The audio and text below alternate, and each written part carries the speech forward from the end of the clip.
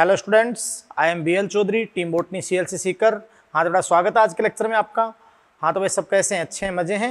अब ध्यान दीजिए, आज के लेक्चर में बेटा अपन स्टडी करेंगे about respiration in higher plant, यानी उच्च पादपों में श्वसन। लेकिन उससे पहले कुछ NCERT की लाइनें और जो क्वेश्चंस आपके सामने दे रखे हैं उनको थोड़ा सा अच्छे से समझना या थोड़ा सा दिमाग को कनेक्ट करना जरूरी है। यस बेटा, तो ध्यान दीजिएगा। वहाँ पर अपन एक बात का स्टडी करेंगे कि देखो, एक वर्ड होता है ब्रीथ। ब्रीथ का मीन होता है श्वास लेना, या अपन इतना सा कहें कि गैसेस एक्सचेंज, गैसेस एक्सचेंज है ना, ब्रीथ, गैसीय विनिमय। यस, तो कई सारे अपन क्या समझ लेते हैं कि जो श्वास लेना, जैसे अपन श्वासन के दौरान ऑक्सीजन को अंदर लेते हैं और CO2 बाहर निकालते हैं, इसको श्वसन समझ लेते हैं। हालांकि ये ब्रीथिंग होगी तो रेस्पिरेशन होगा, लेकिन वो सेम नहीं है प्रोसेस, उसकी परिभाषा या जो बातें हैं वो सेम नहीं है।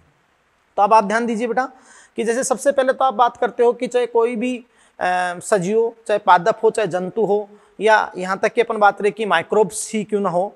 यस बेटा, आप जानते हैं कि सब ब्रीथिंग करते हैं। यस बेटा, और आप जानते हैं कि क्या होता है ब्रीथिंग के अंदर। ब्रीथिंग के अंदर कुछ भी नहीं, ऑक्सीजन को अंदर लिया जाता है और CO2 को बाहर किया जाता है। अब तुम जानते हो, जैसे एनिमल्स की बात करूं तो जो लोअर एनिमल्स हैं उन्होंने स्किन के द्वारा गैसेस एक्सचेंज किया। पहले सिंगल सेल थी तो भी गैस का एक्सचेंज हुआ, फिर लोअर या निम्न जंतु जो थे नॉन कोडेट, उन्होंने स्किन के द्वारा किया, फिर धीरे धीरे रेस्पिरेटरी ऑर्गन और फिर सिस्टम डेवलप हुआ। और आप जानते हो कोडेट और उच्च जंतुओं में रेस्पिरेटरी सिस्टम होता है। जैसे अपने अंदर गैस या आदान प्रदान के लिए, ब्रीथिंग के लिए, श्वासन के लिए रेस्पिरेटरी सिस्टम है, नासा द्वार है, ये अपन बात है ट्रेकिया है, ब्रोंकाई और फेफड़े हैं, लंग्स हैं। तो अपने अंदर सुविकसित श्वसनांग पाए जाते हैं। बात को समझ रहे हैं? यस, तो आप देखिए बेटा कि अपने अंदर सुविकसित श्वसनांग पाए जाते हैं। तो जो अपन ये अंतर श्वसन, बाह्य श्वसन करते हैं, ऑक्सीजन को अंदर लेते हैं और CO2 को क्या निकालते हैं, बाहर निकालते हैं। ये आपकी बात होगी क्या, ब्रीथिंग, है ना बेटा। अब देखिएगा, मैं आपसे एक बात कनेक्ट करता हूं कि पहले वो कनेक्ट कर देता हूं, फिर मैं कुछ बातें आपके सामने लिखूंगा और फिर अपन टॉपिक को आगे बढ़ाएंगे। तो बेटा ध्यान दीजिएगा, हाँ ये अपन जरूर कह सकते हैं कि जो ब्रीथिंग है, आगे जाकर ये अपन को स्वीकारना होगा, रियलिटी है कि breathing very much connected to the process of release of energy. Yes बेटा, कि भोज्य पदार्थों से ऊर्जा विमुक्त करने का जो प्रक्रम यानी श्वसन है, उससे ये जो ब्रीथिंग है बहुत ज़्यादा कनेक्टेड है ना। ये रियलिटी है। लेकिन देखो ध्यान दो कैसे, आप दिमाग लगाओ। लेकिन आप समझ सकते हो, जैसे अपन श्वास लेते हैं तो फेफड़ों में अपन अंदर क्या चलेगी, ऑक्सीजन। अच्छा, फिर अपन को ऊर्जा चाहिए शरीर को, तो ऊर्जा के लिए फूड, भोजन जरूरी होता है, आपको जानते हो। और फूड कहाँ से, तो ये मैं बता दूंगा, लेकिन आप जानते हो कि भोजन जरूरी होता है। यस, तो अपने अंदर क्या होता है एनिमल्स के अंदर, तो अपन प्लांट से ही तो लेते हैं भोजन। तो अपन भोजन लेते हैं तो पहले अपन खाते हैं, फिर पचाते हैं। तो जैसे ही खा लेंगे तो आप जानते हो अपने बॉडी के अंदर उस भोज्य पदार्थ का डाइजेशन होगा और वो जटिल कार्बन सरल कार्बन टूट जाएंगे। और आप ये अच्छे जानते हो, जूलॉजी में पढ़ते हो पाचन की प्रक्रिया में, कि भाई सबसे ज़्यादा पाचन छोटे आंत्र में होता है। और फिर वहाँ पचित भोजन का क्या हो जाता है, अवशोषण। तो पचित भोजन का एब्जॉर्प्शन हो गया, अवशोषण हो गया, कहाँ गया, ब्लड में। बात को समझे, क्योंकि अवशोषण हो गया। अपचित भोजन जो मल के द्वारा बाहर हो गया। ठीक है, अब दिमाग लगाएं कि ब्लड में मिल गया पचित भोजन, यानी जो फूड मटेरियल है, सरल कार्बनिक पदार्थ, है ना। अब दिमाग लगाओ, आपने श्वास लिया था तो फेफड़ों के अंदर ऑक्सीजन आ गई थी। अब वो ब्लड कहाँ से गुजरेगा, फेफड़ों से, तो वो ऑक्सीजनित हो जाएगा, ऑक्सीजनेटेड, वो प्योर ब्लड है। अब हार्ट धमनियों के द्वारा उसको पंप कर देगा, तो हार्ट पंप कर देगा तो प्रत्येक सेल तक चला जाएगा। तो वहां उस भोज्य पदार्थ का क्या होगा, ऑक्सीकरण। अगर ऑक्सीजन की प्रेजेंस में होगा, भी अपन आगे बात करेंगे, वायवीय श्वसन और अवायवीय, बात को समझ रहे हैं, तो उस भोज्य पदार्थ का क्या होगा, ऑक्सीकरण होगा। तो अपन को क्या मिलेगी, एनर्जी। बात को समझ रहे हैं, नहीं समझ रहे हैं? तो ये बात आपकी है। अब देखो अपने दिमाग में कुछ क्वेश्चंस और भी आते हैं, है ना बेटा, कि भाई इसलिए मैंने कहा कि breathing very much connected to the process of release of energy. अब अपने दिमाग में बहुत इंपॉर्टेंट क्वेश्चंस भी आते हैं जो अपन NCERT के अंदर दे रखे हैं। यस, कि भाई कई सारे क्वेश्चंस कि भाई ये जो जितनी भी एनर्जी है अपने बॉडी के अंदर, जो कई सारे कार्यों में, जैसे अवशोषण में, परिवहन में, जनन में, यहाँ तक कि ब्रीथिंग में भी एनर्जी चाहिए। तो ये एनर्जी कहाँ से आती है, फूड से आती है। बात को समझे। अब आप जानते हो कि अर्थात जितनी भी एनर्जी अपने जीवन की गतिविधियों में आवश्यक होती है वो तुम जानते हो कि भोज्य पदार्थों के ऑक्सीकरण से आती है। बात को समझ रहे बेटा? अब तुम अच्छे से जानते हो कि जो मैक्रोमोलिक्यूल है वही तो आपके क्या है, फूड है। अब तुम जानते हो बेटा कि पृथ्वी पर जो प्रकाशोपोषी हैं, प्लांट, एल्गी या साइनोबैक्टीरिया, वो अपना भोजन खुद बनाने में सक्षम है। और उनमें भी आप दिमाग लगाओ, उनके जो ग्रीन पार्ट होते हैं, जो क्लोरोफिल कंटेन होते हैं, वही भोजन बनाते हैं, सोर्स। बाकी तो जो नॉन ग्रीन होते हैं या फिर अंडरग्राउंड पार्ट होते हैं वहां पर तो ट्रांसपोर्ट होता है, तो वो भी ग्रीन पार्ट पे डिपेंड है। और एनिमल भी भोजन के लिए किस पर, प्लांट पे। शाकाहारी डायरेक्ट और मांसाहारी इनडायरेक्ट। और फिर जब पादप जंतु की मृत्यु हो जाती है तो जो माइक्रोब है वो भी डेड ऑर्गेनिक मैटर से ही, है ना। तो अपन बात आगे जाकर करेंगे कि जितना भी भोज्य पदार्थ श्वसन में प्रयुक्त होगा ना, वो सब कुछ कहां से आता है, प्रकाश संश्लेषण से। क्योंकि सारी एंट्री बायोमास की या ऑर्गेनिक मैटर की या इसकी एंट्री देने वाले कौन है, प्लांट्स हैं, प्रोड्यूसर। तो प्रोड्यूसर से कंज्यूमर में शाकाहारी, फिर मांसाहारी। तो जितना भी श्वसन में प्रयुक्त भोजन आता तो कहां से, प्लांट से ही है। अच्छा ठीक है, तो इसका मतलब आप जानते हो कि भी अब भोज्य पदार्थ को ऑक्सीकरण वाली बात आएगी। यस बेटा। और वो तो आप जानते हो कि प्रत्येक कोशिका में होगा, क्योंकि हर अपनी कोशिका जीवित है, हर कोशिका में उपापचय होता है, मेटाबॉलिज्म, तभी जीवित है। तो कनेक्ट हो रहा ना। अब आप ध्यान दीजिए बेटा, लेकिन अपने एक बात कहते हैं कि भी देखो अपन एनिमल्स में तो जो उच्च जंतु होते हैं उनमें तो श्वसन के लिए विकसित श्वसनांग यानी ब्रीथिंग के लिए प्रॉपर रेस्पिरेटरी ऑर्गन्स होते हैं, लेकिन पादपों में सुविकसित श्वसनांग नहीं पाए जाते हैं। तो अपन एक बात ये लिखते हैं कि भाई देखो पादपों में, यहां पर लिख देते हैं हेडिंग के रूप में कि पादपों में, ये बहुत इंपॉर्टेंट टॉपिक है एनसीईआरटी के, इसलिए क्लियर कर देता हूं आपके सामने। तो अपना क्या लिखना है बेटा कि भी पादपों में सुविकसित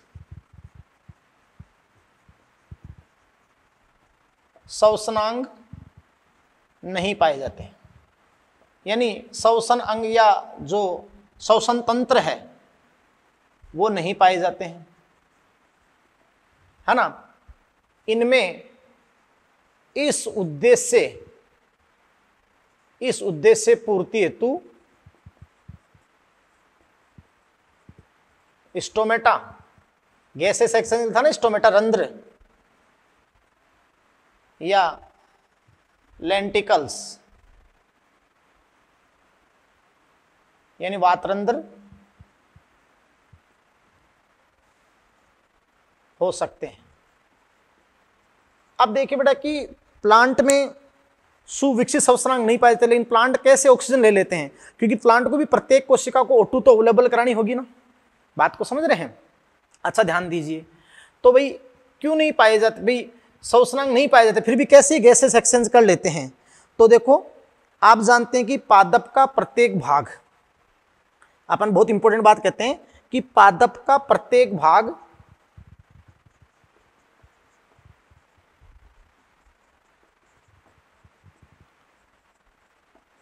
अपने श्वसनीय गैसीय आदान प्रदान, श्वसनीय गैसीय आदान प्रदान का ध्यान स्वयं रखता है। यस बेटा। तो फर्स्ट पॉइंट आपका क्या है कि पादप का प्रत्येक भाग अपने श्वसनीय गैसीय आदान प्रदान का ध्यान स्वयं रखता है। भाई वो तो श्वसन तो इस पृथ्वी पे कोई भी करेगा, चाहे प्लांट हो चाहे एनिमल हो। श्वसन के दौरान तो O2 लेगा और CO2 क्या करेगा, रिलीज करेगा। तो यहाँ पादप का प्रत्येक भाग अपने श्वसनीय गैस से आदान प्रदान का ध्यान स्वयं रखता है। यस बेटा, पहली बात है ना, वो कुछ ऐसे अनुकूलन ले लेता है। और आप जानते हैं कि दूसरा पॉइंट आपका क्या है कि पादप श्वसन के लिए वायुमंडल पर कम निर्भर होते हैं। आप जानते हैं बेटा कि पादप श्वसन के लिए वायुमंडल पर कम निर्भर होते हैं। समझ गए? क्यों भाई ऐसा क्या है? तो दिमाग लगाओ। अरे बेटा इधर ध्यान दो कि पादप कोशिकाओं में से मीजोफिल कोशिका, पत्ती की कोशिकाएं, तो वहां हरितलवक है, तो प्रकाश संश्लेषण होगा, तो प्रकाश संश्लेषण O2 बन भी तो जाएगी। उस दौरान अगर वो कोशिकाएं श्वसन करेगी तो वहां उनके लिए प्रचुर मात्रा में अवेलेबल है ऑक्सीजन। यस बेटा, कि वैन सेल फोटोसिंथेसिस जब प्रकाशन करती है तो availability of O2 is not a problem, कि वहां ऑक्सीजन की उपलब्धता कोई संकट नहीं है, प्रॉब्लम नहीं है, उनको अवेलेबल हो जाती है। बोलो भाई, हो जाती नहीं हो जाती है? क्योंकि उसी दौरान आप जानते हैं कि वो प्रकाश संश्लेषण में O2 रिलीज होती है, मुक्त होती है, तो वो O2 को प्रयुक्त कर लेंगे इसमें शोषण में, इसलिए वो वायुमंडल पर कम निर्भर होते हैं और अपन पूर्णतः किस पे डिपेंड होते हैं? एटमॉस्फेयर पे होते हैं। तो अपन को एक परफेक्ट रेस्पिरेटरी सिस्टम की आवश्यकता होती है। सही, तो ये मैंने आपको बता दिया। यस बेटा। अच्छा, आप जानते हैं फिर आपका नेक्स्ट थर्ड कारण क्या है कि देखो, पादप में प्रत्येक कोशिका, पादप में प्रत्येक कोशिका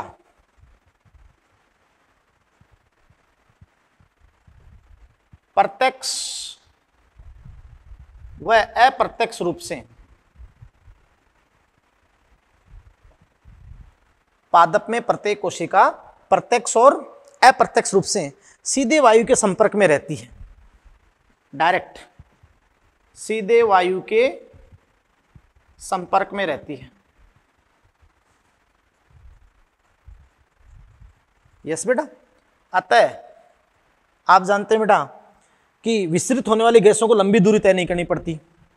विसरित होने वाली गैसों को लंबी दूरी तय नहीं करनी पड़ती। दिमाग लगाओ बेटा। देखो, पौधों में जैसे आप जानते हो कि लीफ होती है, तो वैसे ही डायरेक्ट कांटेक्ट में है, लिविंग है लीफ। लीफ पे जब आप एनाटॉमी पढ़ोगे तो आप ऐसे पढ़ोगे कि ये अधिचरम है, एक्जिमी स्टोमेटा हो सकते हैं, ये अधिचरम है, और जस्ट यहाँ नीचे मीजोफिल कोशिका है। तो इनमें पेरेनकाइमा होता है मर्दूतक, उसमें क्या होते हैं? अंतरकोश के अवकाश होते हैं, अंतरकोश के अवकाश। तो आप जानते हैं कि वैसे ही डायरेक्ट संपर्क में और छोटी सी दूरी के लिए गैसेस एक्सचेंज हो जाएगा आराम से। यस, तो विसरित होने वाली इनको ज्यादा दूरी प्राप्त नहीं करनी पड़ती। यस बेटा। तो सीधे वायु के संपर्क में रहती है जो लिविंग सेल्स हैं। तो पूरा आप जानते हैं कि अपने अंदर तो अंदर का सीधे संपर्क में नहीं रहता है, प्लांट में रहता है। तुम कहोगे सर ऐसा कैसे? कि जो भारी भरकम वृक्ष हैं, भारी भरकम वृक्ष, इनमें क्या होगा बताओ? जो वृक्ष हैं और जिनका डायमीटर अच्छा है, तो इन वृक्षों में क्या होगा? तो आप जानते हो जब इनमें द्वितीयक वृद्धि होती है तो जो अंदर ही अंदर सेकेंडरी जाइलम बनता है गहरे रंग का, सेकेंडरी जाइलम डेड वुड, वो तो आप जानते हो डेड हो जाता है। डेड हो जाएगा तो वैसे ही मर्थ हो तो उपापचय की जरूरत ही नहीं है, वो तो केवल यांत्रिक सहारा देगा। फिर आप जानते हो कि पेरिफेरल रीजन में जो लिविंग, कुछ लिविंग होते हैं, तो ये तो आप जानते हो ना कि जैसे उनमें वेस्कुलर कैम्बियम से समन एदा से अंदर की द्वितीयक वृद्धि होती है, फिर कोर कैम्बियम से बाहर की द्वितीयक वृद्धि होती है, बाह्य रंभी द्वितीयक वृद्धि कोर कैम्बियम से होती है। सही। तो तुम जानते हो ना जैसे छाल बनती है, छाल, तो छाल के अंदर आपको जानते हो जैसे ये आप जानते हो कि कोर कैम्बियम जो होता है, काक एदा, कोर कैम्बियम काक एदा, सेकेंडरी मेरिस्टेम। तो जब ये काक एदा होता है ना, इसको आप बोलते हो फेलोजन, फेलोजन। तो फेलोजन बाहर की तरफ क्या बनाता है? अपन एनाटॉमी में अपन पढ़ेंगे कि फैलम, जो मर्द कोशिकाएं होती है फैलम, तो जब वो कोशिकाएं मर्द हो जाती है और अंदर से कुछ पेरेनकाइम कोशिका उभरती है तो वातरंध्र बनते हैं। आपको बताओ तो वातरंध्र, तो वातरंध्र क्या होते हैं कि हमेशा ओपन रहते हैं। तो आप जानते हैं कि जैसे ये मर्द है बाहर, तो ये मर्द कोशिकाएं हैं और यहाँ से ये स्पेस बन गए वातरंध्र, और यहाँ मान लो कि जीवित कोशिकाएं हैं। सही। फिर अंदर आपका सेंटर, फिर डेड पार्ट आ जाएगा। तो ये जीवित कोशिकाएं लेंटिकल, मतलब लेंटिकल जो आपका होता है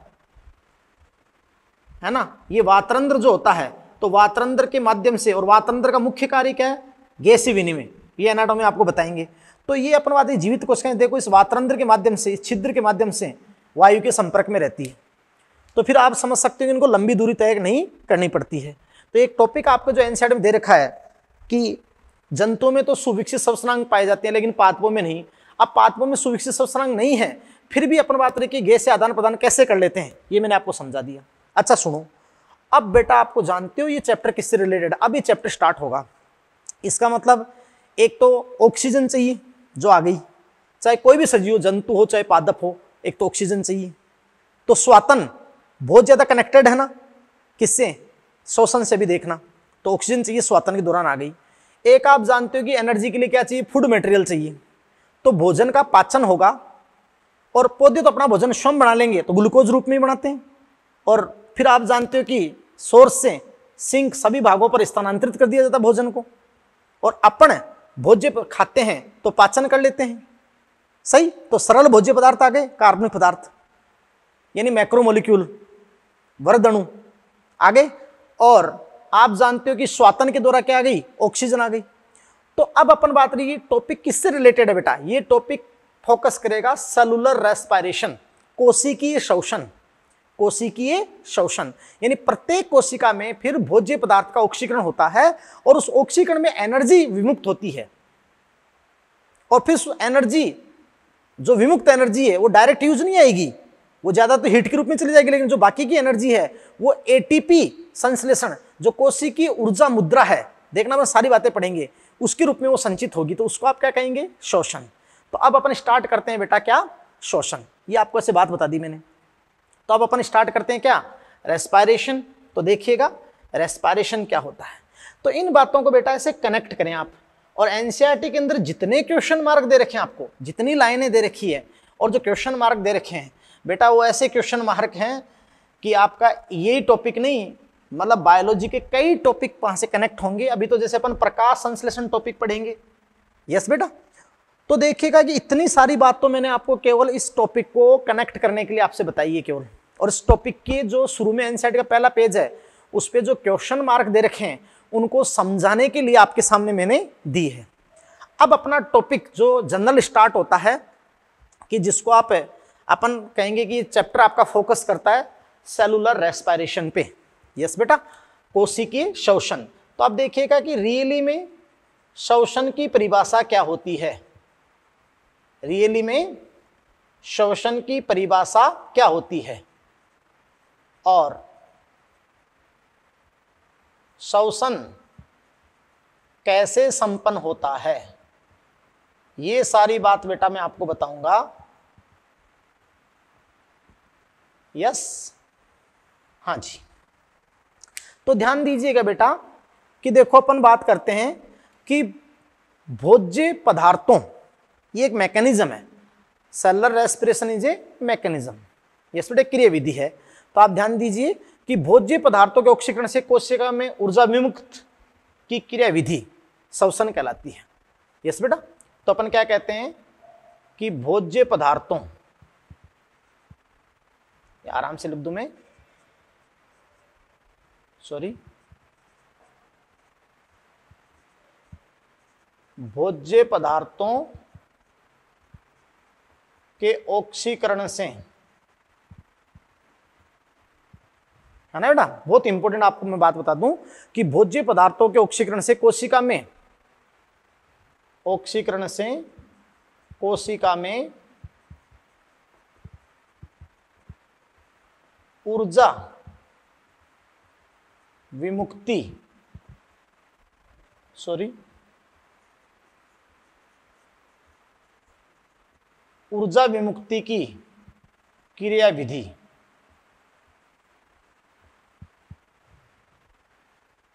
श्वसन कहलाती है।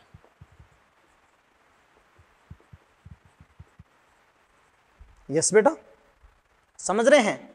अब ध्यान दीजिएगा, फिर जो ये ऊर्जा विमुक्त हो गई, जो रिलीज हो गई, आप जानते हैं कि यह विमुक्त ऊर्जा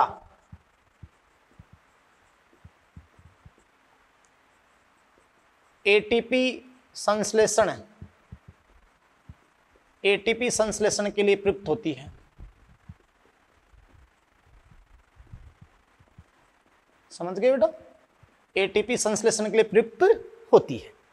तो आपने क्या कहा कि भोज्य पदार्थ जो फूड है, भोज्य पदार्थों के ऑक्सीकरण, उनके ब्रेकडाउन से, या अपन कहें कि भोज्य पदार्थों के टूटने से कोशिका में ऊर्जा विमुक्त होने की या ऊर्जा विमुक्ति की क्रिया विधि क्या कहलाती है, श्वसन।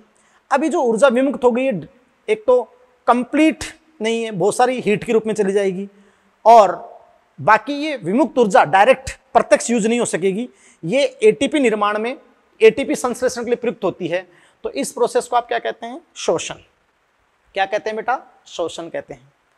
यस, और फिर आप देखिएगा, मैं इसमें बहुत सारी बातें आपको बता दूंगा, और फिर इसके बहुत स्पेसिफिक डेफिनेशन लिखूंगा मैं आपके सामने। फिर मैं क्या कहूंगा बेटा कि श्वसन के अंतर्गत कार्बनिक पदार्थों में उपस्थित कार्बन कार्बन बॉन्ड के टूटने पर, देखो अपन को बहुत इंपॉर्टेंट बात मैं कहूंगा कि श्वसन में जो आपका रेस्पिरेशन है तो कौन प्रयुक्त हो रहे हैं, भोज्य पदार्थ यानी कार्बनिक पदार्थ। तो श्वसन के अंतर्गत कार्बनिक पदार्थों में उपस्थित, श्वसन के अंतर्गत कार्बनिक पदार्थों जो भी भोज्य पदार्थ है उपस्थित कार्बन कार्बन, तो जो कार्बनिक पदार्थ उनके अंदर कार्बन कार्बन बॉन्ड है ना। तो आप जानते हैं बेटा कि कार्बन कार्बन बंध के टूटने पर, बंध के टूटने पर विमुक्त ऊर्जा, या ऐसे कहें कि कार्बन कार्बन बंध के टूटने पर, अब जैसे ही मान लो कि वो कार्बोहाइड्रेट है या जो भी है लिपिड है, जैसे ही जो भोज्य पदार्थ उनके अंदर कार्बन कार्बन बॉन्ड है, तो कार्बन कार्बन बॉन्ड के ब्रेक होने पर जो आप समझ सकते हैं कि विमुक्त ऊर्जा या मुक्त ऊर्जा को उच्च ऊर्जा युक्त को, यानी विमुक्त ऊर्जा को उच्च ऊर्जा युक्त फास्फेट बंधों में संचित किया जाता है, संचित किया जाता है। अरे भाई एटीपी का बनना एडिनोसिन ट्राइफॉस्फेट, तो आप जानते हैं कि जो मुक्त ऊर्जा विमुक्त ऊर्जा है उसको उच्च ऊर्जा युक्त फास्फेट बंधों के रूप में संचित किया जाता है, यानी आपके सामने एटीपी संश्लेषण है। अरे बोलो, अब मैं बहुत इंपॉर्टेंट बात बता दूं बेटा कि श्वसन के अंतर्गत श्वसनी क्रियाधार में ऑक्सीकरण के पश्चात उत्पन्न प्रोटॉन एटीपी निर्माण में सहायक होते हैं। यस, ये बात मैं आगे जाकर क्लियर करूंगा, है ना बेटा। तो आप जानते हैं बेटा कि अपन ने जो लाइन आपके सामने कही वो लाइन ये कही बेटा कि श्वसन के अंतर्गत, है ना, श्वसन के अंतर्गत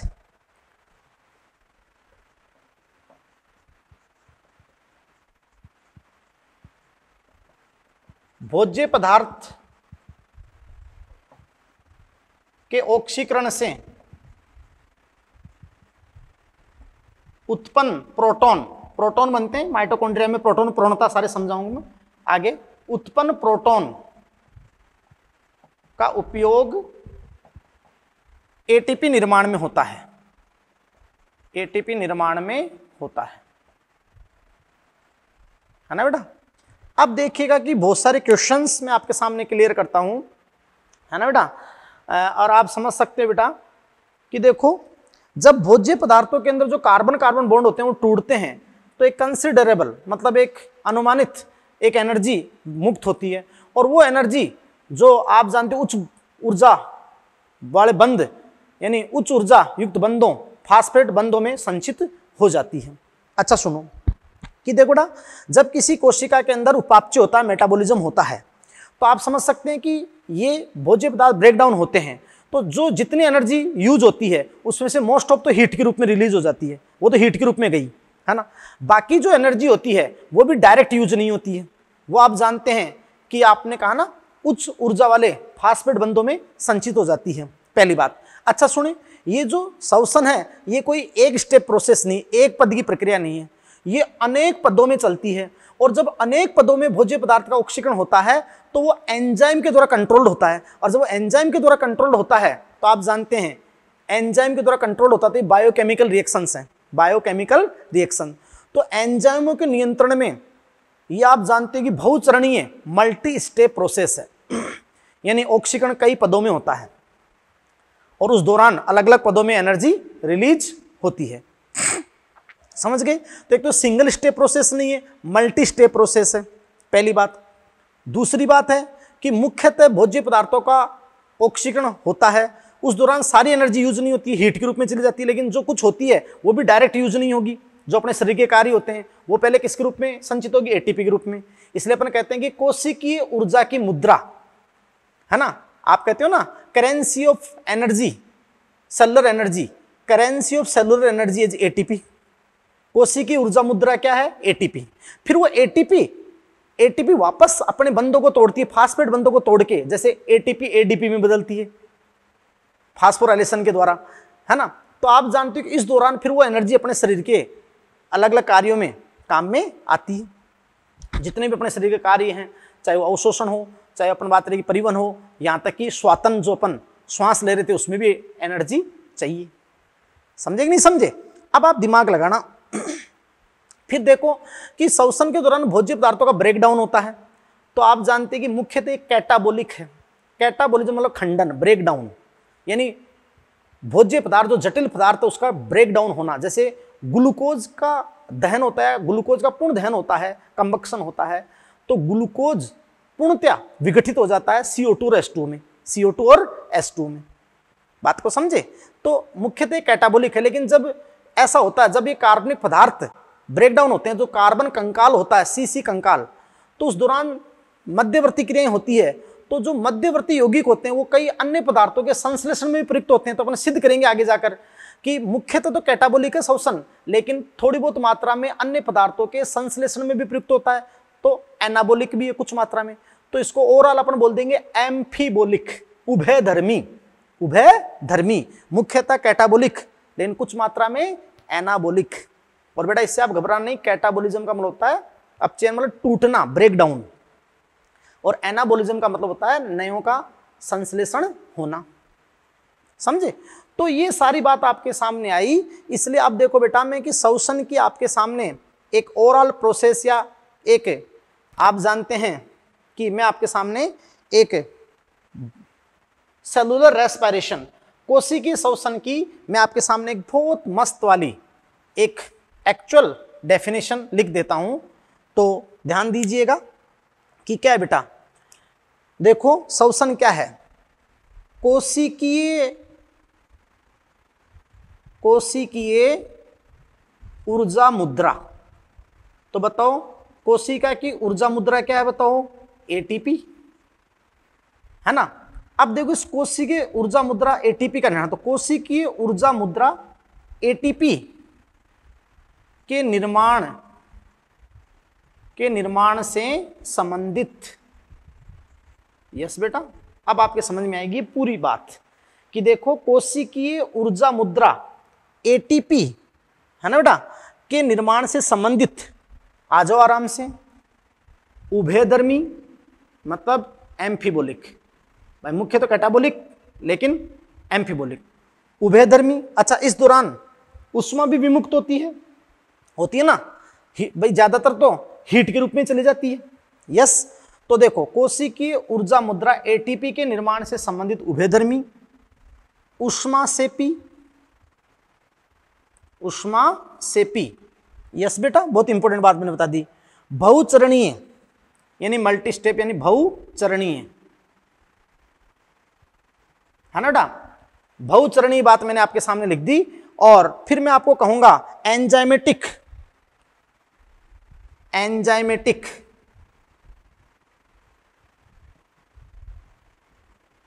जीवन प्रदायिनी, मतलब जीवन देने वाली, क्योंकि ये है मेटाबॉलिज्म है, उपापचय है, तो ये तो जीवन है ना। और उपापचय यही तो है मेन, क्योंकि चाहे पृथ्वी की कोई भी सेल हो, जैसे प्रकाश संश्लेषण तो पादप करते हैं लेकिन जंतु नहीं करते, लेकिन श्वसन एक ऐसा प्रक्रम है जो इस पृथ्वी का हर जीवित करता है, और वो करता तो ही जीवित है, वरना नहीं है। फूड की रिक्वायरमेंट दूसरे से भोजन ले सकता है, लेकिन अपने शरीर को जीवित रखने के लिए, सेल को जीवित रखने के लिए जो उपापचय है, जो ऊर्जा चाहिए होती है, वो इसी के दौरान बनती है। इसलिए आपने क्या कहा? एंजाइमेटिक जीवन प्रदायिनी जैविक घटना को श्वसन कहते हैं।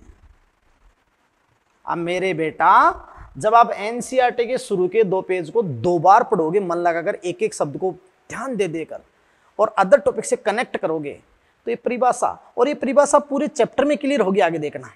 यस बेटा, तो ये बहुत ही इंपॉर्टेंट है। यस बेटा, तो आप देखो इसको मैं अच्छे से, बहुत अच्छे से आपको मैं इसको ऐसे भी बता देता हूं, है ना। देखो एन एम्फीबोलिक। एम्फीबोलिक का मतलब हो गया कि मुख्यतः तो आपने कैटाबोलिक बताया था, लेकिन कुछ मात्रा में अन्य पदार्थों के संश्लेषण में जब ये श्वसन के भोज्य पदार्थ अनेक पदों में टूटेंगे, इनका ऑक्सीकरण होगा, तो जब मैं बताऊंगा वायवीय श्वसन में क्रेब्स चक्र ये चलेगा, तो उसके जो मध्यवर्ती बनेंगे ना, वो अन्य पदार्थों के संश्लेषण में प्रयुक्त होते हैं। जैसे आपने भी नहीं पढ़ा था एल्फा कीटोग्लूटेरिक और अमोनियम आयन तो ग्लूटामिक एमिनो एसिड बना था, वो सिद्ध करूंगा मैं आगे जाके। यस, तो एन एम्फीबोलिक उभयधर्मी हो गया। फिर उष्मासेपी तो एक्सर्गोनिक, ये लो उष्मासेपी हो गया। मल्टी स्टेप्ड बहुचरणीय हो गया, multi stepped. Enzymatic, enzymatic enzymatic हो गया। जीवन प्रदायिनी वाइटल प्रोसेस, वाइटल प्रोसेस, ये लो जीवन प्रदायिनी हो गया।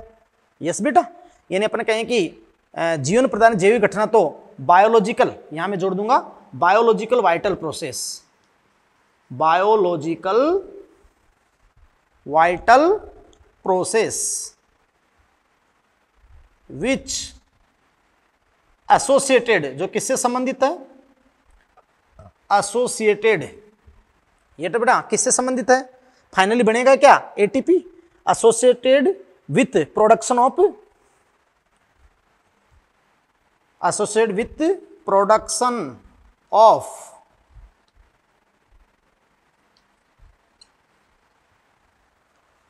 Cellular energy currency, cellular energy currency, कोशी की ऊर्जा मुद्रा आ गई ना, एटीपी, कॉल्ड रेस्पायरेशन।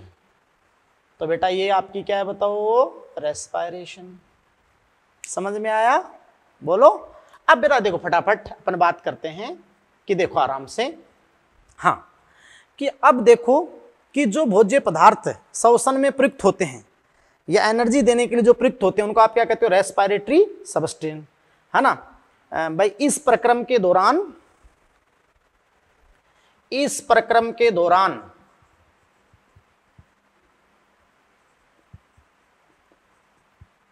जो यौगिक, भाई देखो बेटा, इस प्रक्रम के दौरान जो यौगिक ऑक्सीडाइज होते हैं या जिनका ब्रेकडाउन होता है, जो टूटते हैं, तो इस प्रक्रम के दौरान जो यौगिक क्या होते हैं बेटा, ऑक्सीडाइज होते हैं।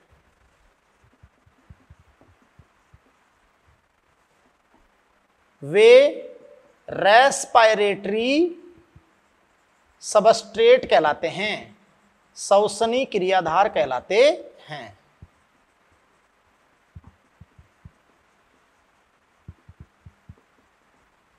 है ना बेटा, कि इस प्रक्रम के दौरान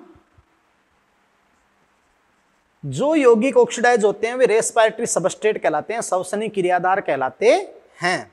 यस बेटा, आप जानते हैं कि देखो, आप जानते हैं कि प्राय ऊर्जा विमुक्ति के लिए, ओकेजनली जनरली, यस बेटा, तो आप कहते हैं कि प्राय ऊर्जा विमुक्ति के लिए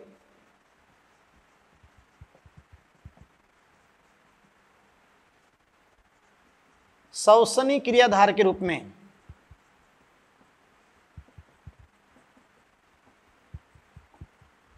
कार्बोहाइड्रेट प्रयुक्त होते हैं। कौन प्रयुक्त होते हैं बेटा, कार्बोहाइड्रेट प्रयुक्त होते हैं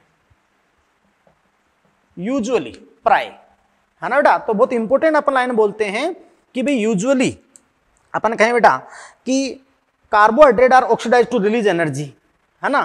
तो आप जानते हैं कि कार्बोहाइड्रेट जनरली या यूजुअली प्राय ऊर्जा विमुक्ति के लिए श्वसनी क्रियाधार के रूप में कौन प्रयुक्त होते हैं, कार्बोहाइड्रेट।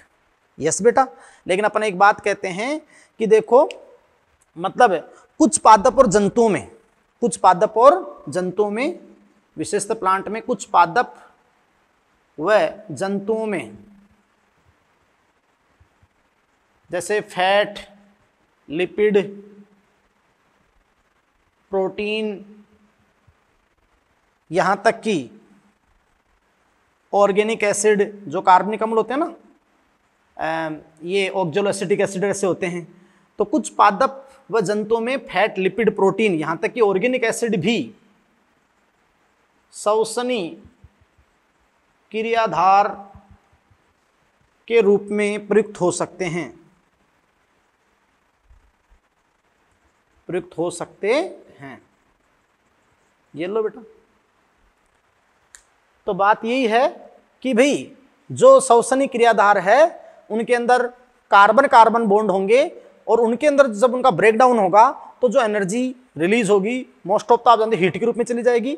बाकी जो एनर्जी है वो डायरेक्ट यूज नहीं आएगी, वो जो आप जानते उच्च ऊर्जा युक्त बंध है फास्फेट बंध के रूप में संचित होगी, यानी एटीपी संश्लेषण में प्रयुक्त होगी। और फिर जब भी शरीर को जरूरत होगी तो अपने बॉडी के अंदर एटीपी जो कोशिकीय ऊर्जा मुद्रा है वो काम में आएगी। और जब ये प्रोसेस से ब्रेक डाउन होता है तो कोई एक स्टेप का प्रोसेस नहीं है, अपन आगे पढ़ेंगे क्रियाविधि, तो ये मल्टी स्टेप प्रोसेस है। यस बेटा। और एंजाइम के कंट्रोल में होता है तो एंजाइमेटिक है। यस बेटा। दौरान उष्मा विमुक्त होती है तो एक्सर्गोनिक उष्मा सेपी है।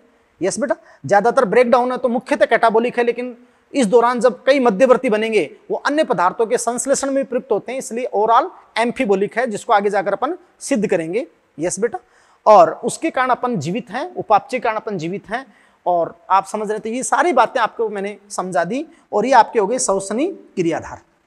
अच्छा सुनो, सारी बातें समझा दी ना। अब सुनो कि रेस्पिरेटरी सबस्ट्रेट की यूजिंग सीक्वेंस क्या है, यानी पहले कौन प्रयुक्त होते हैं भाई, कौन सा रेस्पिरेटरी सबस्ट्रेट पहले प्रयुक्त होगा, है ना, और किससे कितनी एनर्जी आपको मिलती है, तो वो अपन बताता हूं मैं। नेक्स्ट तो आप देखिए। हाँ तो देखिए बेटा कि रेस्पिरेटरी सबस्ट्रेट जो श्वसनी क्रियाधार हैं, तो श्वसनी क्रियाधार आपने बता दी कि कौन कौन है, कि यूजुअली तो आप जानते हो कार्बोहाइड्रेट ऑक्सीडाइज होता है, लेकिन कुछ पादप और एनिमल्स में अपन बात रहे कि लिपिड, प्रोटीन और ऑर्गेनिक एसिड भी हो सकते हैं। अब सुने तो रेस्पिरेटरी सबस्ट्रेट जो श्वसनी क्रियाधार है, तो इनके लिए सबसे पहले मैं आपको बताऊंगा बेटा कि भाई यूजिंग सीक्वेंस, यूजिंग सीक्वेंस यानी कोशिका के अंदर इनके प्रयुक्त होने का क्रम क्या है, सीक्वेंस क्या, यूजिंग सीक्वेंस या अपन कहते हैं प्रीफरेंस, है ना, यानी कोशिका पहले मतलब किसको प्रीफरेंस देगी, बात को समझ रहे नहीं समझ रहे, तो यूजिंग सीक्वेंस से प्रीफरेंस क्या होगी, क्लियर, तो किसको प्रीफर्ड करेगी, यानी सबसे पहले किसको प्राथमिकता देगी, ये तो बात है ना। तो बेटा आप समझ सकते हो कि वहां पर कार्बोहाइड्रेट, कार्बोहाइड्रेट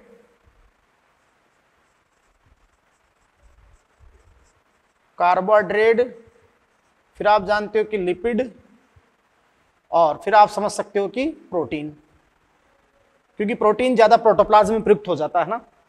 यस। अब सुने देखो, कार्बोहाइड्रेट में भी जो शर्करा है, शुगर है ना, कार्बोहाइड्रेट शुगर यानी शर्करा, और फिर आप समझ सकते हो कि लिपिड और प्रोटीन। तो कार्बोहाइड्रेट आप जानते हो कि मोनोसेक्राइड, वो डाइसेक्राइड और पॉलीसेक्राइड होते हैं। तो कार्बोहाइड्रेट में भी जो शुगर्स है उनमें भी आप जानते हैं कि सबसे पहले सेल किसको प्रेफरेंस देगी, मोनोसेक्राइड को, यानी पचित चाहिए ना, पचित भोजन मोनोसेक्राइड। फिर आप जानते हो कि डाइसेक्राइड, है ना, और फिर आप जानते हैं कि पॉलीसेक्राइड। यस। और आप जानते हो कि तुरंत कोशिका के लिए इंस्टेंट एनर्जी बोलते हैं ना, तुरंत ऊर्जा देने वाला, तो ग्लूकोन डी के लिखा था ग्लूकोज। यस बेटा। तो तुरंत ऊर्जा देने वाला आप जानते हैं कि इंस्टेंट एनर्जी सोर्स, तो ये आपको तुरंत ऊर्जा कौन देगा, ग्लूकोज। यस, स्रोत है ना। फिर आप देखिएगा बेटा कि देखो ये भोज्य पदार्थ जितने ज्यादा रिड्यूस होते हैं, जितने ज्यादा अपचायक होते हैं, उतनी ज्यादा उनको ऑक्सीडेशन के लिए किसकी आवश्यकता होती है, O2 की आवश्यकता होती है। तो यहाँ अपन रिड्यूस्ड, ये कितने ज्यादा रिड्यूस्ड हैं उसकी अगर अपन सीक्वेंस देखें, रिड्यूस्ड सीक्वेंस, तो आप समझ रहे रिड्यूस्ड कितने ज्यादा अपचाई हैं, तो आप समझ सकते हैं बेटा कि रिड्यूस सीक्वेंस अगर आप देखें तो सबसे ज्यादा जो रिड्यूस्ड होता है वो है लिपिड। फिर आप जानते हो क्योंकि लिपिड में आप देख लिया करो हाइड्रोजन कितने ज्यादा और ऑक्सीजन कम होती है फॉर्मूले में, तो लिपिड, लिपिड के बाद कौन, प्रोटीन, और सबसे कम कौन, कार्बोहाइड्रेट, कार्बोहाइड्रेट। यस, तो ये रिड्यूस हो गया। अब सुनो, ये रिड्यूस हो गया तो नेक्स्ट बात अपन करते हैं कि इनके ऑक्सीकरण के लिए ऑक्सीजन की आवश्यकता होगी, तो O2 की रिक्वायरमेंट, ऑक्सीजन की आवश्यकता, O2 रिक्वायरमेंट। तो बेटा आप जानते हो कि ऑक्सीजन की आवश्यकता इनको ऑक्सीकृत करने के लिए। यस, तो आप जानते हैं कि सबसे ज्यादा जो ऑक्सीजन आवश्यक होगी वो लिपिड के ऑक्सीकरण में होगी, क्योंकि सबसे ज्यादा रिड्यूस्ड है इसलिए। फिर आप जानते हो कि प्रोटीन, फिर आप जानते हो कि कार्बोहाइड्रेट, कार्बोहाइड्रेट। यस बेटा, ये बात आपकी हो गई, समझे। और देखो फिर अपन बात करते हैं, तो ये कुछ इंपॉर्टेंट बातें आपके सामने आई, और बेटा आप समझ सकते हैं कि भी देखो लिपिड के ऑक्सीकरण के लिए आप जानते हैं लिपिड के ऑक्सीकरण के लिए अधिक ऑक्सीजन की आवश्यकता होती है। यस बेटा, तो लिपिड के ऑक्सीकरण के लिए अधिक O2 की आवश्यकता होगी, O2 की रिक्वायरमेंट ज्यादा है। यस बेटा, इसलिए कोशिका इससे पहले यूज नहीं करेगी, इसलिए कोशिका इसे पहले यूज नहीं करेगी। खैर सारी बातें अपन बताएंगे आगे। यस बेटा, तो ये कारण हो गए, समझे। अब ध्यान दीजिएगा, अब अपन बात करते हैं कि भाई पर ग्राम कोई भी भोज्य पदार्थ है तो उसके पर ग्राम से कितनी एनर्जी आपको ऑब्टेन होती है ना। तो एनर्जी पर ग्राम, यानी कोई भी फूड मटेरियल है या कोई भी भोज्य पदार्थ है, कोई भी ऑर्गेनिक मैटर है, जब उसके कार्बन कार्बन बॉन्ड ब्रेक होंगे तो एनर्जी रिलीज होगी, तो पर ग्राम एनर्जी है ना कितनी होती है। तो देखिएगा बेटा, यहां अपन दो चीजें लेते हैं। यस, अगर अपन एक कोई भी भोज्य पदार्थ के 1 ग्राम को अपन बॉम्ब कैलोरीमीटर में ले लें, और बॉम्ब कैलोरीमीटर क्या होता है, एक मेटल का बना पात्र होता है, उसके अंदर ऑक्सीजन भरी होती है। तो बॉम्ब कैलोरीमीटर बंद है, उसमें आप मान लो कि पूर्ण दहन कराओ उसका, कंप्लीट कंबक्शन, तो वो आपकी जो वैल्यू आती है ना, वो ग्रोस कैलोरीफिक वैल्यू आती है, यानी सकल कुल उत्पादन। लेकिन वो उसको अपन यहाँ प्रयुक्त नहीं करते हैं, क्योंकि अपनी सेल्स के अंदर फिजियोलॉजिकल प्रोसेसेस होती है ना, तो कुछ हास होता है। तो फिर जो सेल्स में कार्य की क्रियाओं के दौरान जो होती है कैलोरीफिक वैल्यू, उसी को अपन बात करते हैं। तो फिर भी देखो एनर्जी पर ग्राम, तो एनर्जी पर ग्राम में देखो सबसे पहले अपन जब यहाँ सारणी बनाएंगे तो ध्यान से सुनना कि भाई इस सारणी में अपन इस वे में बना लेते हैं, ये टेबल बना रहे हैं यहाँ पे। यस बेटा, तो ध्यान दीजिएगा कि टेबल में अपन क्या क्या लिखते हैं। फर्स्ट ऑफ ऑल अपन यहां लिख देंगे आपके सामने, सॉरी, रेस्पिरेटरी सबस्ट्रेट, जो श्वसनी क्रियाधार है, रेस्पिरेटरी सबस्ट्रेट। यस बेटा, श्वसनी क्रियाधार। फिर अपने यहां दो वैल्यू, खैर आपके काम की एक ही है, इसमें ज्यादा दिमाग नहीं लगाना। एक आपकी लिखता हूं मैं gross calorific value, gross calorific value, और एक आपके सामने लिखता हूं फिजियोलॉजिकल वैल्यू। तो मैंने क्या कहा था कि ग्रोस कैलोरीफिक तो क्या है कि बॉम्ब कैलोरीमीटर होता है, एक मेटल कंटेनर, उसके अंदर ऑक्सीजन भरी होती है, तो उसमें अपन 1 ग्राम किसी भी भोज्य पदार्थ का पूर्ण दहन कराएं तो जो आपको एनर्जी प्राप्त होती है ग्रोस कैलोरीफिक वैल्यू। और एक फिजियोलॉजिकल, जो सेल में आपकी बनती है फिजियोलॉजिकल वैल्यू, यानी आपकी होगी कार्य मान कोशिका का, जो मेटाबॉलिज्म के दौरान। अब देखो अपन यहाँ रेस्पिरेटरी सबस्ट्रेट लेते हैं पर ग्राम, तो आप समझ सकते हो बेटा कि यहाँ अपन पर ग्राम रेस्पिरेटरी सबस्ट्रेट लेंगे। यस, तो सबसे पहले अपन जैसे लेते हैं कार्बोहाइड्रेट, तो आप समझ सकते हो कि कार्बोहाइड्रेट से जो ग्रोस कैलोरीफिक वैल्यू होती है 4.1 किलो कैलोरी पर ग्राम, और जो फिजियोलॉजिकल वैल्यू होती है वो 4 किलो कैलोरी पर ग्राम। यस, फिर अपन बात करते हैं किसकी, प्रोटीन की बात कर लेते हैं पहले, प्रोटीन की। तो आप समझ सकते हैं कि प्रोटीन से यहाँ जो ग्रोस कैलोरीफिक वैल्यू होती है 5.65 किलो कैलोरी पर ग्राम, और ये आपकी होती है 4.2 किलो कैलोरी पर ग्राम। और फिर अपन बात कर लेते हैं किसकी, लिपिड की। तो लिपिड की बात करोगे तो इसमें आप जानते हैं नहीं फैट, यहाँ अपन बात कर लेते हैं फैट वसा, ये अपन कह देंगे लिपिड, एक ही बात है। तो बेटा आप समझ सकते हो कि यहाँ आप जानते हो कि जो ग्रोस कैलोरीफिक वैल्यू है वो आएगी 9.45 किलो कैलोरी पर ग्राम, और आप फिजियोलॉजिकल जो वैल्यू है वो है 9.1 या 9 किलो कैलोरी पर ग्राम। लेकिन आप जानते हो पर ग्राम एनर्जी देने में जो सबसे इंपॉर्टेंट है वो कौन है, लिपिड। सबसे ज्यादा एनर्जी कौन देता है, लिपिड। फिर कौन देता है, प्रोटीन, और फिर कौन देता है, कार्बोहाइड्रेट, है ना बेटा। अब आप समझे कि पर ग्राम तो एनर्जी ये सबसे कम देता है, लेकिन ओवरऑल अपन सबसे ज्यादा खाते क्या है, कार्बोहाइड्रेट, और आसानी से पाचन भी किसका होता है, कार्बोहाइड्रेट का। और कोशिका में इजीली क्योंकि ज्यादा रिड्यूस नहीं है तो अच्छे से ऑक्सीकरण किसका होता है, कार्बोहाइड्रेट का, तो प्रयुक्त कार्बोहाइड्रेट होता है। इससे ओवरऑल एनर्जी अपने बॉडी को किससे ज्यादा मिलती है, ओवरऑल एनर्जी, कुल एनर्जी तो कार्बोहाइड्रेट से मिलती है, लेकिन पर ग्राम निकाले तो लिपिड से, पर ग्राम निकाले तो किससे मिलेगी बेटा, लिपिड से। फिर अपने एक बहुत महत्वपूर्ण बात यहाँ कहते हैं कि कार्बोहाइड्रेट कम ऊर्जा का उत्पादन करता है, फिर भी सेल लिपिड का उपयोग कार्बोहाइड्रेट के पश्चात करती है ना। कार्बोहाइड्रेट कम ऊर्जा उत्पादन करता है, फिर भी सेल आप जानते हो कि कार्बोहाइड्रेट का उपयोग सबसे पहले करती है, या लिपिड से भी पहले करती है। यस बेटा, बात को समझ रहे हैं आप। भाई ऐसा क्यों होता है, भाई आप जानते हो कि ये अपन कहें कि भाई अर्थात लिपिड का उपयोग कार्बोहाइड्रेट के पश्चात होता है, पश्चात होता है। क्यों भाई, क्योंकि लिपिड है ना, लिपिड वो हाईली रिड्यूस्ड, अत्यधिक रिड्यूस्ड है, हाईली रिड्यूस्ड। तो हाईली रिड्यूस्ड है तो उसके ऑक्सीकरण के लिए आप जानते हैं हाईली रिड्यूस्ड है, इसलिए आप उसके ऑक्सीडेशन के लिए ज्यादा O2 की रिक्वायरमेंट है, तो उसके ऑक्सीडेशन के लिए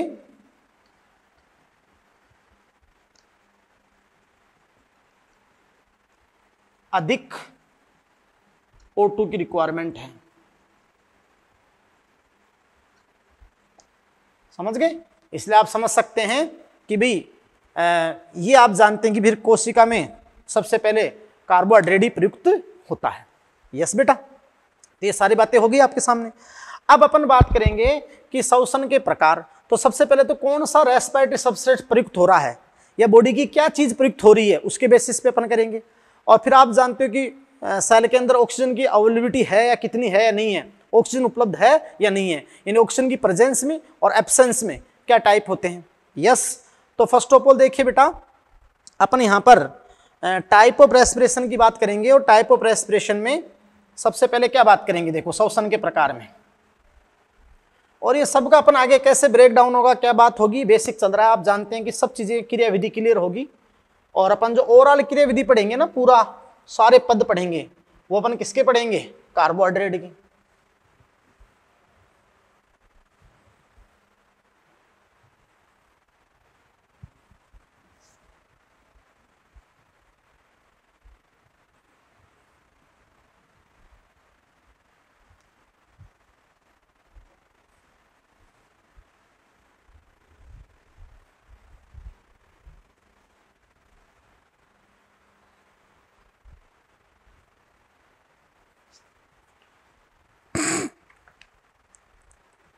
हाँ तो देखिए बेटा, बहुत ही इंपॉर्टेंट बातें करता हूं मैं आपके सामने कि भाई टाइप ऑफ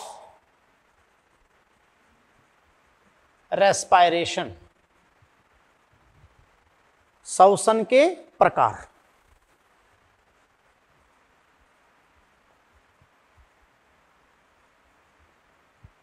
तो देखिएगा श्वसन के प्रकार, यहां सबसे पहले अपन ए लेते हैं, ऑन द बेसिस ऑफ, किसके आधार पर? On the basis of respiratory substrate, कि भाई किस प्रकार का श्वसनी क्रियाधार प्रयुक्त हुआ है और नॉर्मली वो कब प्रयुक्त हो सकता है, उसके बेसिस पे टाइप ऑफ रेस्पिरेशन, श्वसन के प्रकार। दिमाग लगाएं, जनरली अपने बॉडी के अंदर क्या, सेल के अंदर जो इंक्लूजन है, मतलब भोज्य कण, संग्रहित कण है, तो वो प्लावी अवस्था में, तैरती अवस्था में, फ्री अवस्था में रहते हैं, कार्बोहाइड्रेट और लिपिड, कार्बोहाइड्रेट और लिपिड, या फिर कभी कभी थोड़ा बहुत स्टोर्ड प्रोटीन। आप जानते बेटा कि ये श्वसन के लिए ही है, लेकिन बाकी जो प्रोटीन होता है, जैसे आपने बताया था वहाँ एमिनो एसिड का पर्याप्त स्तर होने पर फिर आप जानते हो कि स्टोरेज होता है, तो जो प्रोटीन या एमिनो एसिड स्टोरेज होता है ना, तो अपना ढांचा बनता है, संरचनात्मक ढांचा, है ना। तो वो जो संरचनात्मक ढांचा जो अपना बॉडी बिल्डिंग बनाते हैं, वो प्रोटीन यूज नहीं होता है वैसे श्वसन में, नॉर्मल कंडीशन में, सॉरी मैं क्या कर रहा हूँ, नॉर्मल कंडीशन में।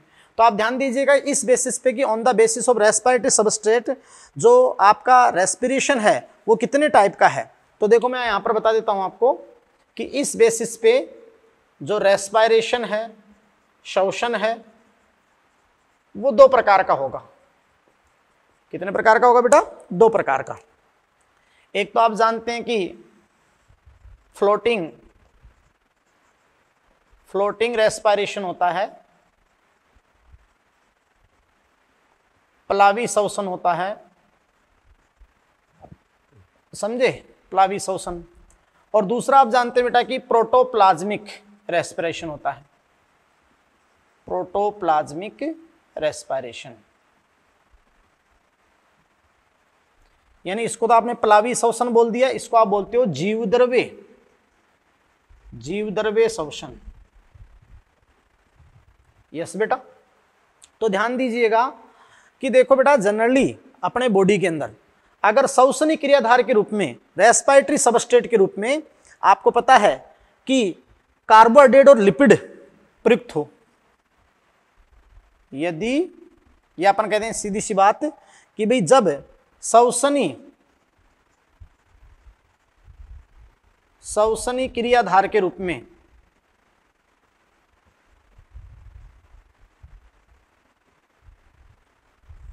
कार्बोहाइड्रेट तथा लिपिड प्रयुक्त हो,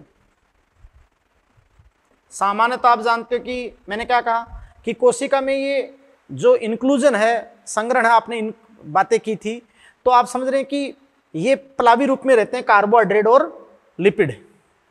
जनरली ये ढांचा बनाने में प्रयुक्त नहीं होते हैं, जीवद्रव्य निर्माण में उतने प्रयुक्त नहीं होते हैं।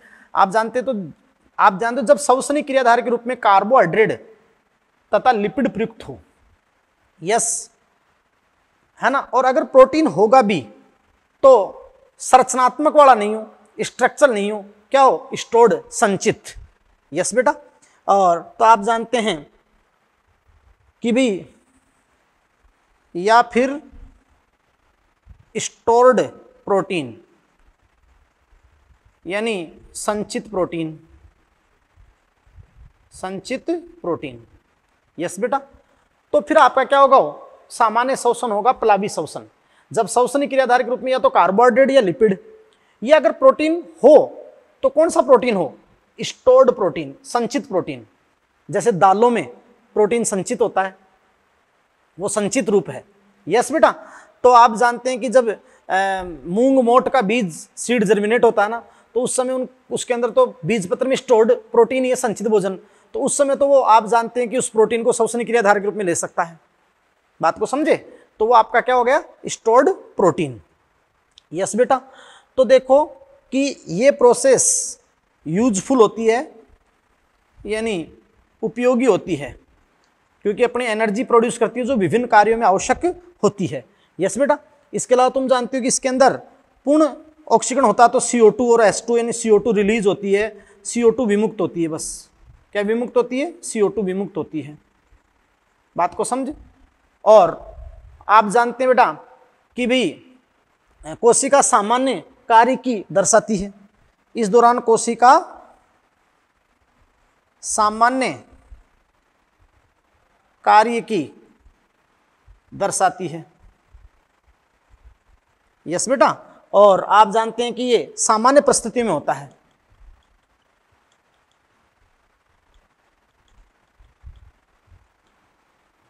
जब अपना बॉडी सामान्य परिस्थिति में नॉर्मल कंडीशन में रहता है ना, तो नॉर्मल कंडीशन में रहता है तो अपने सेल्स में कार्बोहाइड्रेट और लिपिड प्रयुक्त होता है या फिर स्टोर्ड प्रोटीन कभी कभी। तो आप समझ सकते हैं अपने ओवरऑल पूरे सजीवों की बात की है, इसलिए वो आपका होता है फ्लोटिंग रेस्पिरेशन, और वो जनरली नॉर्मल कंडीशन में होता है, उपयोगी होता है और CO2 रिलीज होती है, ये बात होती है। दूसरा आपका होता है, देखो बेटा, प्रोटोप्लाज्मिक रेस्पिरेशन, ये इसके बेसिस पे प्रोटोप्लाज्मिक रेस्पिरेशन, यानी बेटा आपने कहा जीवद्रव्य श्वसन। तो देखो बेटा कि जीवद्रव्य श्वसन कब होता है, तो आपने किसके बेसिस पे दिया कि किस प्रकार का रेस्पिरेटरी सबस्ट्रेट, किस प्रकार का श्वसनीय क्रियाधार प्रयुक्त हो रहा है ना। तो ध्यान दीजिएगा कि जब श्वसनीय क्रियाधार के रूप में, श्वसनीय क्रियाधार के रूप में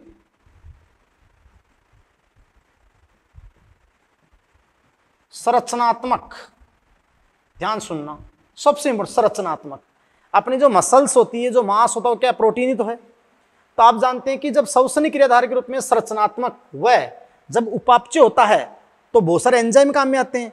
तो एंजाइम भी अपने आप में क्या है, प्रोटीन है। All enzyme are protein, all protein are not enzyme, सारे प्रोटीन एंजाइम नहीं है, लेकिन सभी एंजाइम क्या है, प्रोटीन है, एक अपवाद को छोड़कर राइबोजाइम।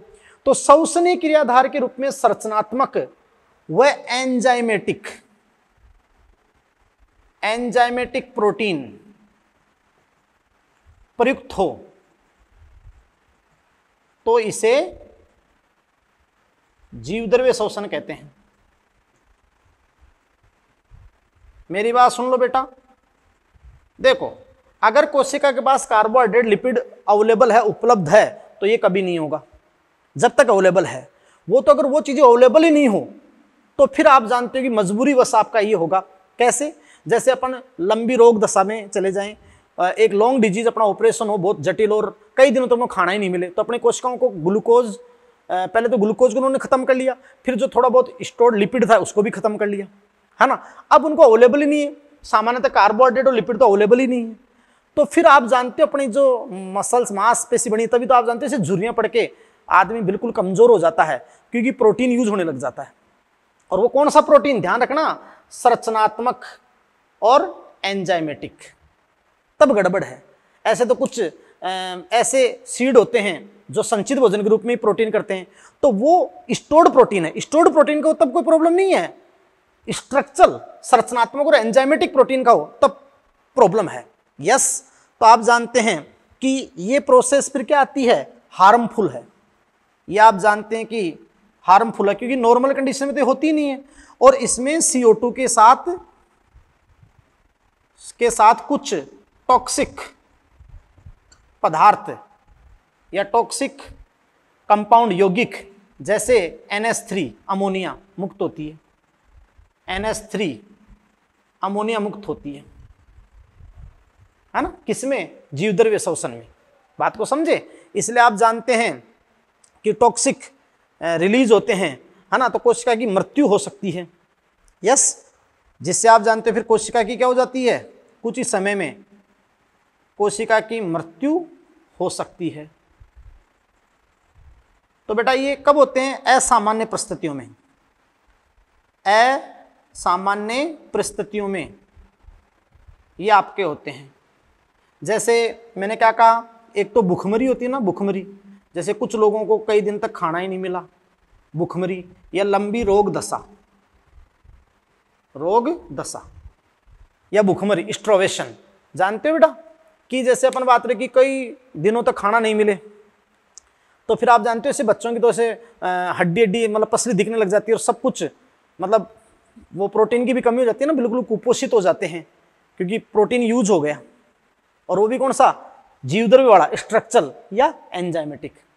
तो भूखमरी या लंबी रोग दशा में ये होता है। तो दिमाग लगा ना, अगर व्यक्ति को पानी देते रहे हैं अपन, और अपन कहते हैं ना खाना चाहिए आप 3-4 महीने मर खिलाओ, लेकिन प्रॉपर अगर उसको पानी दे रहे हो तो उसकी मृत्यु नहीं होगी। लेकिन जैसे अपन बात रहे कि भाई कुछ लोगों की फिर आप कहते हो सर नहीं, फिर 10-5 दिन बाद तो मृत्यु होती है ना, वो क्यों होती है जानते हो, कि पहले उनके बॉडी में जो थोड़ा बहुत कार्बोहाइड्रेट यूज हो गया, फिर उनके बॉडी में जो संचित लिपिड था वो यूज हो गया, तब तक तो क्या हुआ, फ्लोटिंग। फिर आप जानते हो खाना दे ही नहीं रहे हो तो वो अवेलेबल नहीं है, वो उपलब्ध नहीं है, तो शरीर का अपन बात रहे जो मसल्स हैं, शरीर में जो जमा मास है वो यूज होने लग गया, तो क्या होने लगा, जीवद्रव्य शोषण। अच्छा जीवद्रव्य शोषण होने लगा तो एनर्जी तो मिल रही है, लेकिन आप जानते हो कि धीरे धीरे CO2 के साथ टॉक्सिक सबस्टेंस NH3 भी बनेंगे, तो बॉडी के अंदर टॉक्सिक चीजें जमा होने लग जाती है। तो फिर तुम्हें पता भी तो होना चाहिए ना कि ब्लड के अंदर खराब चीजें हो जाती है तो किडनी से पास होती है, तो किडनी के रोग हो जाएंगे, किडनी फेल हो जाएगी, अन्य कई सिस्टम फेल हो जाएंगे और एनर्जी उतनी रहेगी नहीं, तो फिर व्यक्ति की क्या होती है, मृत्यु होती है। इसलिए ये आपका क्या है, प्रोटोप्लाज्मिक रेस्पिरेशन। तो कभी क्वेश्चन आपसे पूछे कि जब दालें अंकुरित होती है उस समय वो शोषण में प्रोटीन प्रयुक्त करती है, तो कौन सा शोषण है, तो उस समय प्रोटोप्लाज्मिक नहीं देना है, क्या देना है, फ्लोटिंग। बात को समझे, कब देना है प्रोटोप्लाज्मिक, क्योंकि कई लोग आपको यहाँ क्या पढ़ाएंगे कि शोषणी क्रिया, हर सामान होता भी है कि शोषणी क्रियाधार के रूप में लिपिड और कार्बोहाइड्रेट यूज हो तो फ्लोटिंग, प्रोटीन यूज हो तो जीवद्रव्य, ऐसा नहीं है। स्टोर्ड कोई भी चीज अपने संचित भोजन है ना, संचित भोजन चाहे वो कार्बोहाइड्रेट हो, चाहे लिपिड हो, चाहे प्रोटीन हो, स्टोर्ड फूड तो यूज होता ना।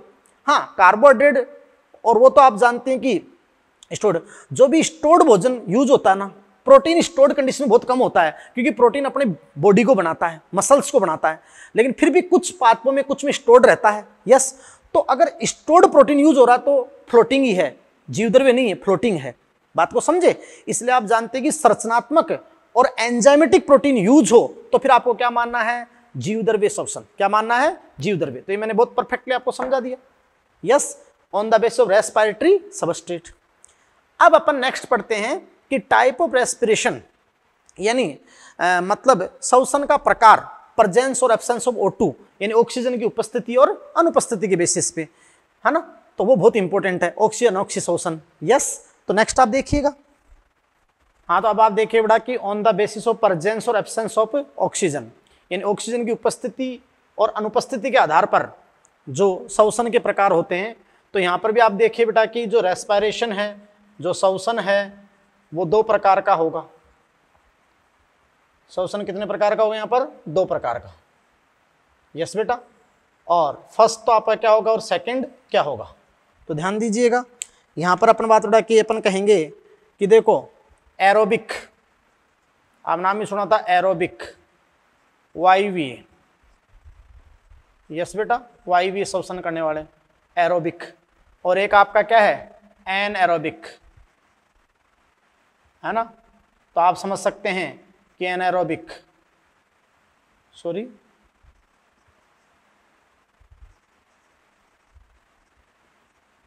ये आप समझ सकते हैं कि क्या है, अवायवीय। समझ रहे हैं, तो 2 टाइप का आपके सामने यहां पर है, एरोबिक और एनाएरोबिक। समझ रहे हैं, यस बेटा। तो ये 2 टाइप का रेस्पिरेशन है, एरोबिक और एनाएरोबिक। यस, जब तक ऑक्सीजन उपलब्ध रहेगी तो एरोबिक, और नहीं है तो फिर क्या, एनएरोबिक, अवायवीय। अच्छा सुने, ये मैंने आपको अच्छे से समझाया था जब मैंने आपको वहाँ जीवाणु में श्वसन पढ़ाया था, तो मैंने कहा था कि भाई वायवीय अवायवीय, तो श्वसन की दृष्टि से कि अविकल्पी वायवीय कि ऑक्सीजन की प्रेजेंस में रह सकता है, एब्सेंस में रह ही नहीं सकता है। फिर मैंने दिया था विकल्पी अवायवीय, विकल्पी अवायवीय का मतलब होता तो क्या है, वायवीय, लेकिन विकल्प अवायवीय होने का। और एक होते हैं अविकल्पी अवायवीय, जो O2 के एब्सेंस में ही रहेंगे हमेशा, प्रेजेंस में नहीं, लेकिन विकल्पी वायवीय होते अवायवीय हैं लेकिन O2 प्रेजेंट भी रहे तो रह जाएंगे। अब देखो अपन तो यहाँ श्वसनी क्रियाधार के बेसिस पे बात कर रहे हैं बेटा, तो ध्यान से सुने आप कि भाई जो अवायवीय और वायवीय श्वसन आपका क्या होता है। तो देखो इसमें आप जानते हैं, अपन कहेंगे कि ऑक्सीजन सम्मिलित होती है, ऑक्सीजन सम्मिलित होती है, सम्मिलित होती है।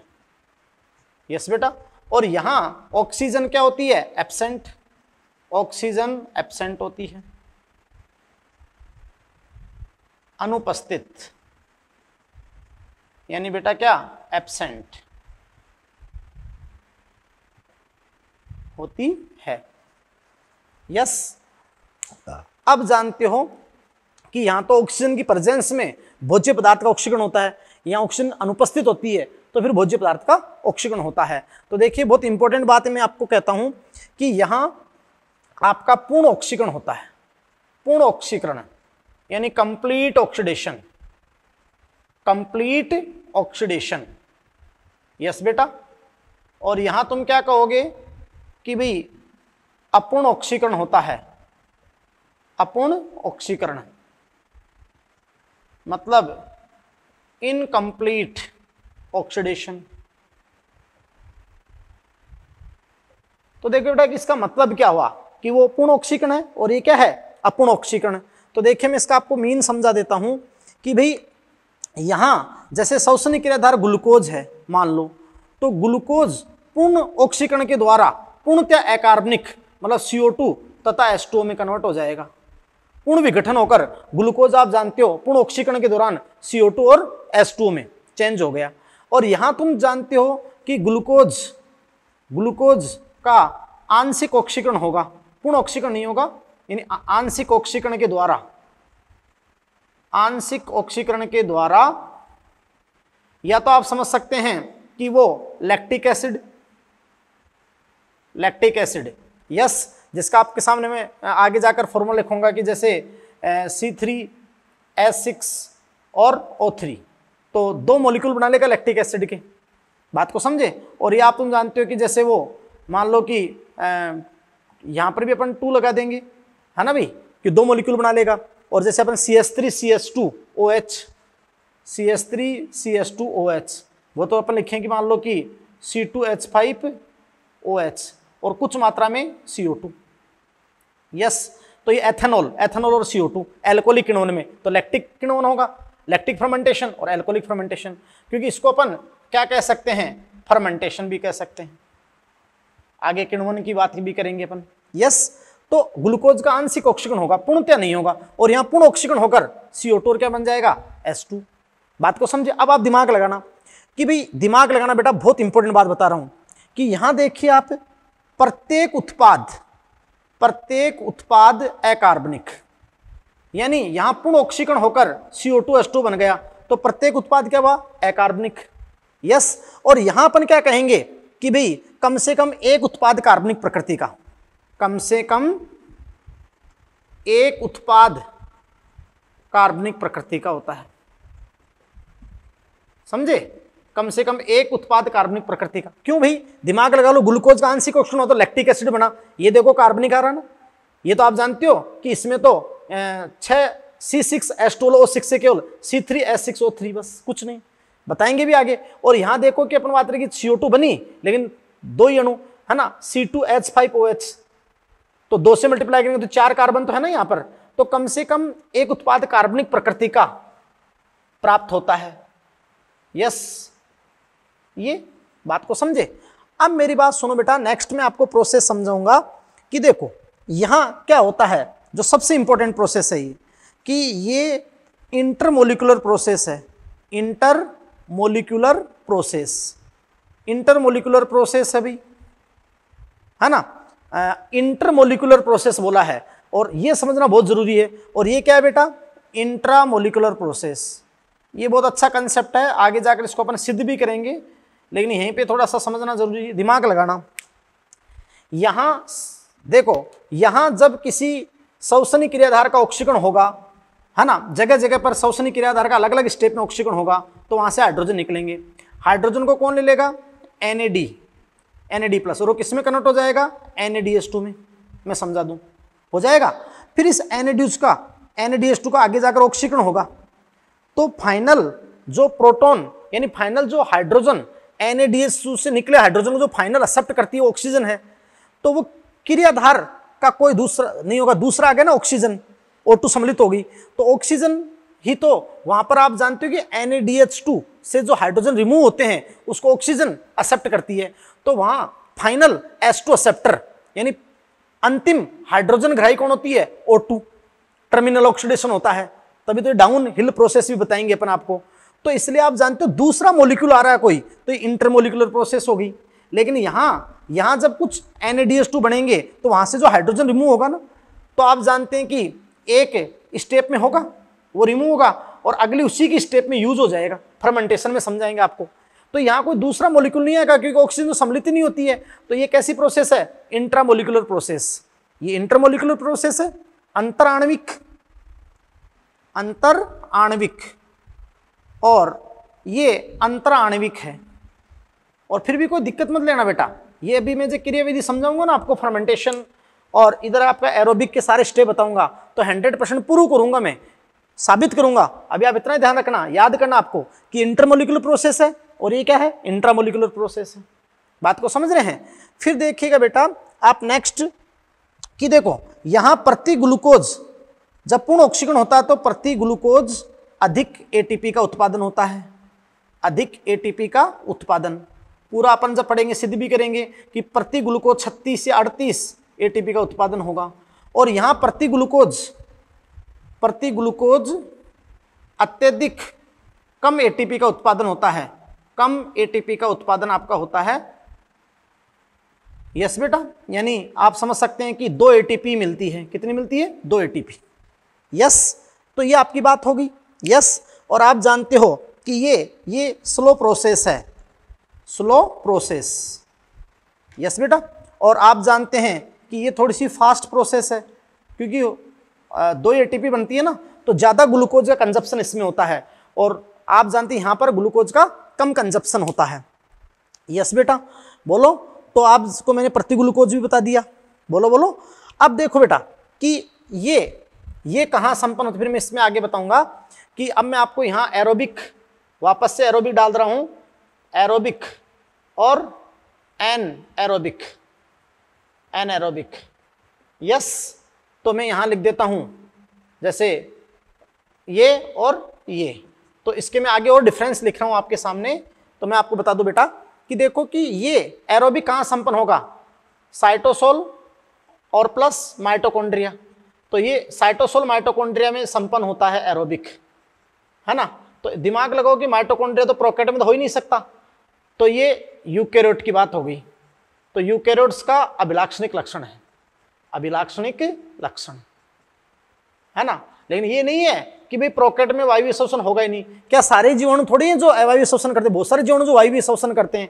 तो प्रोकैरियोट में अगर होगा, प्रोकैरियोट में कहाँ होगा?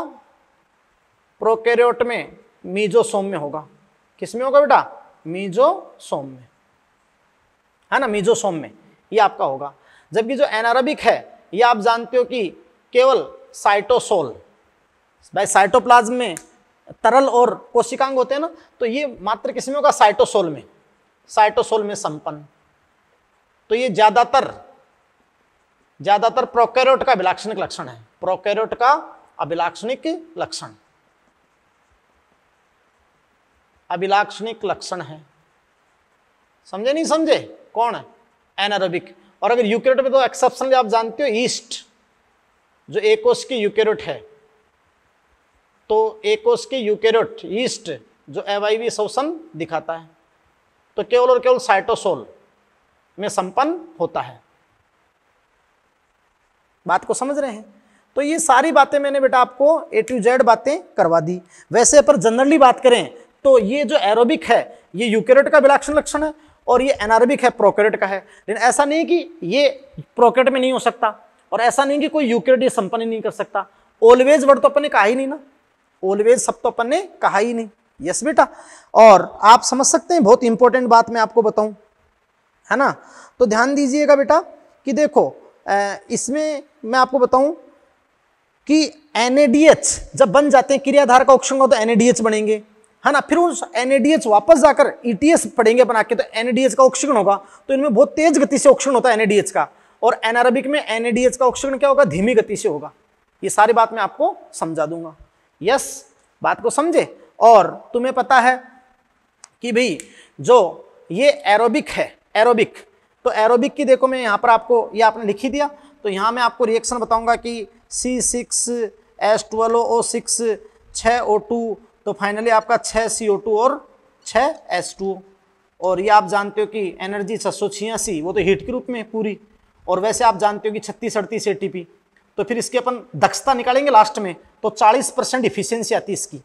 यस, और यहाँ तुम देखते हो कि यहाँ आपका होता है कि C6H12O6 या तो टूटेगा तो जानते हो CH3 CH2 और OH यानी एथेनॉल C2H5OH प्लस CO2, जो 2 CO2 मॉलिक्यूल निकलते हैं।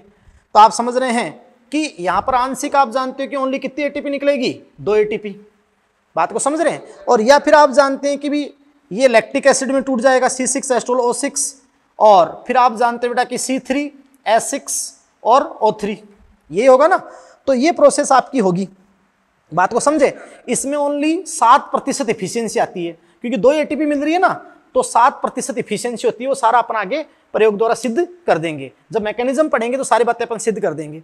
बात को समझ रहे हैं। तो ये मैंने आपको बताया एरोबिक और एनारोबिक। अब देखिए बेटा जी कि अपन यहाँ पर जो सारे अपन ने सीक्वेंस पढ़ी है, सारी बातें यहाँ पर की इस लेक्चर के अंदर, तो आप समझ पा रहे हैं कि भाई हाँ। तो देखिए बेटा कि ये सारी बातें अपन ने समझाई। हालांकि अपन पूरी मैकेनिज्म पढ़ेंगे, अपन पूरा एरोबिक रेस्पिरेशन का पाथ भी पढ़ेंगे, अपन फर्मेंटेशन क्या होता है, क्योंकि अपन देखना पहले अपन ग्लूकोज का ग्लाइकोलाइसिस कराएंगे, वो कॉमन है, चाहे वो एरोबिक हो और चाहे वो एनारोबिक हो, है ना। लेकिन आप जानते हो उसके बाद की आगे की प्रोसेस डिपेंड करेगी O2 है या नहीं है। तो उसके बेसिस पे अपन ये पूरी मैकेनिज्म आपको सामने पढ़ेंगे। यस। तो बेटा इस लेक्चर में अपन यहीं तक बात करेंगे। अब बाकी की प्रोसेसेस किसमें, नेक्स्ट लेक्चर के अंदर, है ना। तो आप पूरा ग्लाइकोलाइसिस, लिंक रिएक्शन और क्रेब्स चक्र, ये एक बार थोड़ा सा मन लगाकर पढ़ के आए। शुरू के 2 पेज भी एनसीईआरटी पढ़ें, थोड़ा शांत होकर एक एक शब्द को समझते हुए पढ़े, और फिर आप आगे 2 पेज पढ़ के आए। देखो फटाफट आपको ये चीजें समझाएंगे। यस बेटा। तो थैंक यू वेरी मच।